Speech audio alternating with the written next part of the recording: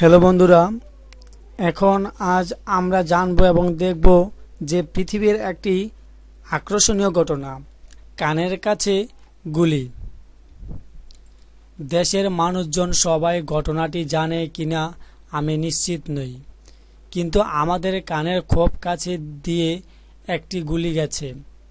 এ মাসের গোড়ার দিকে হঠাৎ করে আমরা জানতে পারলাম শিক্ষা আইনের যে চূড়ান্ত খসড়াটি মন্ত্রিসভায় অনুমোদনের জন্য পাঠানো হচ্ছে, সেখানে কোচিং, টিউশনি, গাইড বই সব জায়েজ করে দেওয়া হয়েছে। আমি যখন রিপোর্টটি পড়ছিলাম তখন আতঙ্কে আমার নিঃশ্বাস বন্ধ হয়ে আসছিল এবং আমার মনে হচ্ছিল এক্ষুনি আমি দেখতে পাবো শুধু কোচিং, টিউশনি এবং গাইড বই নয়, প্রশ্ন ফাঁস এবং নকলকেও বৈধ করে দেওয়া হয়েছে।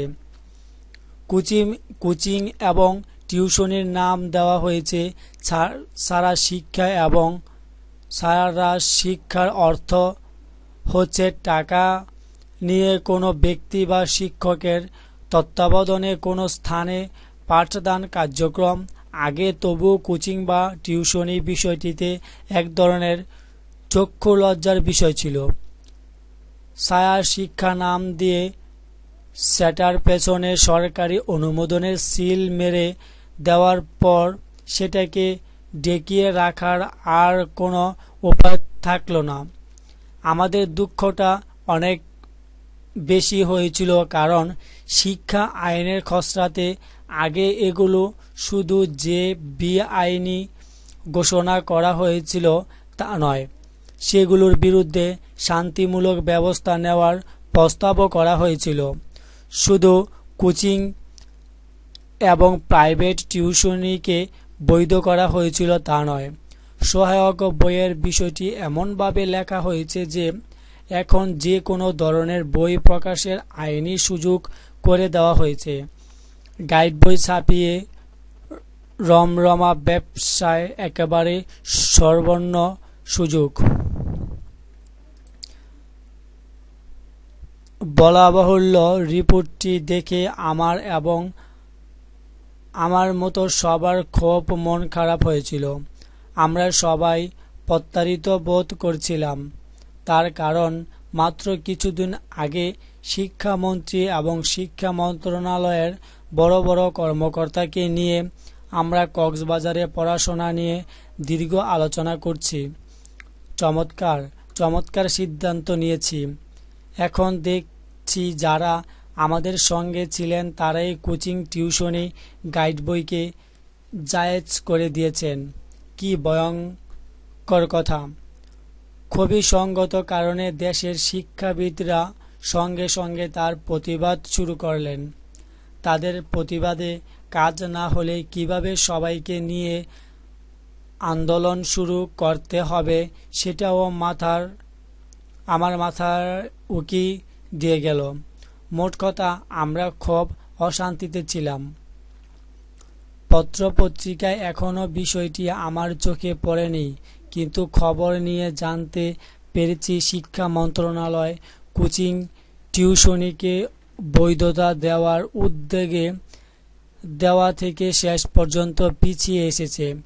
গাইড বই বিক্রেতারা ধর্মঘট করেছে জেনে খুব আনন্দ পেলাম যে সিদ্ধান্তটি নেওয়া হচ্ছে সেটি নিশ্চয়ই সঠিক সিদ্ধান্ত। তা না হলে গাইড বইয়ের প্রকাশ করা কেন ধর্মঘট করতে যাবে? দেশের লেখাপড়ার বিষয়ে গাইড বইয়ের প্রকাশক থেকে বড় শত্রু আর কে হতে পারে? তারা অসুখী থাকলেই আমরা সুখী। আমি এখন নিঃশ্বাস বন্ধ করে আছি। শিক্ষানীতির সঙ্গে সঙ্গে একটা শিক্ষা আইনের দরকার। আমরা সবাই জানি শুধু নীতি যথেষ্ট নয়, নীতিকে বাস্তবায়ন করার জন্য আইনের সাহায্য নিতে হয়। সে আইনটি যদি ভুল একটা আইন হয় তাহলে আমরা কোথায় আশ্রয় নিতে যাব? কাজেই এদেশের সব শিক্ষার্থীদের সঙ্গে আমিও নিঃশ্বাস বন্ধ করে অপেক্ষা করে আছি একটা চমৎকার আইনের জন্য।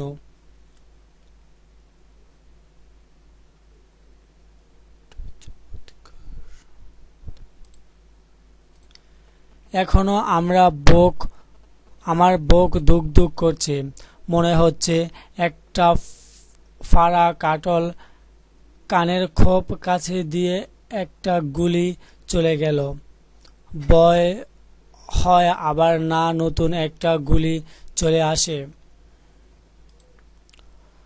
গত কয়েক বছরে আমাদের একটা বড় ক্ষতি হয়েছে, সেটা হচ্ছে লেখাপড়া বিষয়টি কি সেটা নিয়ে সবার ভিতরে একটা ভুল ধারণা জন্মে যাচ্ছে। কিভাবে জানি সবার ধারণা হয়েছে পরীক্ষার ভালো নম্বর পাওয়া হচ্ছে ভালো লেখাপড়া। তাই পুরো লেখাপড়াটা হয়ে গেছে পরীক্ষা কেন্দ্রিক। কোনো কিছু শেখা নিয়ে ছেলে মেয়েদের আগ্রহ নেই। একটা প্রশ্নের উত্তর কিভাবে দেওয়া যাবে সেটা নিয়ে সবার আগ্রহ। লেখাপড়াটা হয়ে যাচ্ছে প্রশ্নের উত্তর শেখা। একজন ছেলে বা মেয়ে যখন নতুন কিছু পড়ে, নতুন কিছু শিখে, তার মাঝে এক ধরনের আনন্দ থাকে। কিন্তু একজন ছেলে বা মেয়ে যখন একই বিষয় শিখে শুধু প্রশ্নের উত্তর হিসাবে, তার মাঝে কোনো আনন্দ নেই। সবচেয়ে বড় কথা, একজন ছেলে বা মেয়ে কোনো বিষয়ের অনেক প্রশ্নের উত্তর সঠিকভাবে মুখস্থ করে রাখলেও সেটি কিন্তু ভালোভাবে গ্যারান্টি করে না যে সে তার বিষয়টি সঠিকভাবে জানে।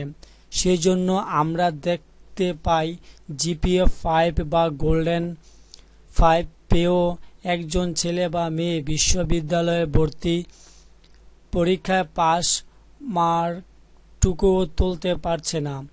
বিশ্ববিদ্যালয়ে ভর্তি পরীক্ষা মোটেও খুব উঁচু শ্রেণীর পরীক্ষা নয়। এ পরীক্ষায় ভালো করার বিশেষ কোনো গুরুত্ব নেই, কিন্তু পাস মার্কও না তুলতে পারা আমাদের চোখে আঙুল দিয়ে দেখিয়ে দেয় লেখাপড়া নিয়ে আমাদের বড় ধরনের সমস্যা আছে। আমাদের দেশে কেন কোচিং বন্ধ করতে হবে সেটি নিয়ে অনেক কিছু বলা যায়। এর বিপক্ষে সবচেয়ে বড় যে যুক্তিটি দেওয়া যায় সেটা হচ্ছে, এটা আমাদের দেশে একটা বড় ধরনের বিশেষ্য তৈরি করে। যার অনেক টাকা সে তার ছেলে মেয়েদের জন্য অনেক প্রাইভেট টিউটর রাখতে পারবে, আর যার টাকা নেই সে তার ছেলে মেয়েদের জন্য কোনো প্রাইভেট টিউটর রাখতে পারবে না। সেটি সত্যিকার অর্থে বড় কোনো সমস্যা হওয়ার কথা নয়। এবং আমাদের মনে করা উচিত, দরিদ্র বাবা মায়ের দরিদ্র সন্তানটি সৌভাগ্যবান। তার টিউশনি কিংবা কোচিংয়ের পীড়ন সহ্য করতে হচ্ছে না। কিন্তু বাস্তবে সেটা ঘটে না, কারণ আমরা সবাই জানি স্কুল কলেজের অনেক শিক্ষকের মাঝে এক ধরনের নৈতিক অধঃপতন হয়েছে। তারা আজকাল ক্লাসরুমে পড়ান না, তারা কোচিং কিংবা বেচে পড়ান। যে ছেলে বা মেয়েটি তার শিক্ষকের কাছে প্রাইভেট পড়ে না, তার শেখার সুযোগ থাকে না। কাজেই এই দেশে এখন দরিদ্র ছেলে মেয়েদের স্কুলে ছাত্র হয়েও লেখাপড়ার সুযোগ কমে যাচ্ছে। আমরা বিষয়টি জানি। যখন বিশ্ববিদ্যালয়ে ছাত্রছাত্রীরা পড়তে আসে, আমি তাদের খোঁজ নিয়ে দেখেছি তাদের সবাই এখন বিত্তশালী বাবা মায়ের সন্তান। লেখাপড়াটা এখন এ দেশের সব ছেলে মেয়েদের জন্ম নয়, এদেশের বিত্তশালী মানুষের জন্য। আমাদের এই কুৎসিত নিয়মটি ভাঙার কথা, এটাকে শক্তিশালী করার কথা নয়। যদি আমরা কোচিং আর টিউশনিকে একেবারে আইনি বৈধতা দিয়ে দিই, তাহলে বলা যায় আমরা রাষ্ট্রীয়ভাবে এদেশের গরিব বাবা মায়ের ছেলে মেয়েদের ভবিষ্যতের সব স্বপ্নকে ধ্বংস করে দিচ্ছি।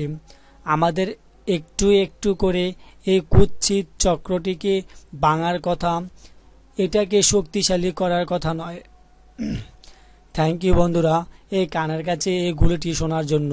কিন্তু বন্ধুরা, ভবিষ্যতে সাবধান থাকবেন যে এই সব থেকে বিরত যে থাকবে সেই শিখবে। শিক্ষা হলো একটি বড় জ্ঞান। শিক্ষা গ্রহণ করা হলো সেই শিক্ষাটা আজীবনের জন্য, একদিনের জন্য নয়। থ্যাংক ইউ বন্ধুরা, ভালো থাকবেন, সুস্থ থাকবেন। আল্লাহ হাফিজ।